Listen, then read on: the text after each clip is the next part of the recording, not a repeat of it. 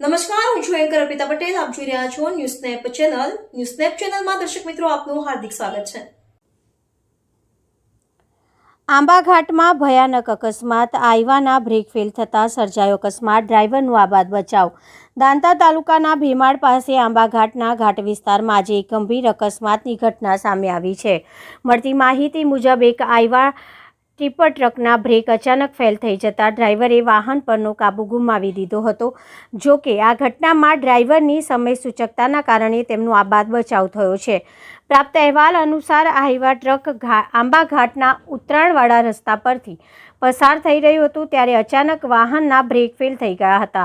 ઘાટના વળાંકવાળા અને ઢોળાવાળા રસ્તા પર બ્રેક ન લાગવાના કારણે ડ્રાઈવરે સ્ટીયરિંગ પરથી કાબુ ગુમાવી દીધો હતો અને વાહન રસ્તાની બાજુમાં ધકેલાઈ ગયું હતું. સદનસીબે મોટી દુર્ઘટના ટળી.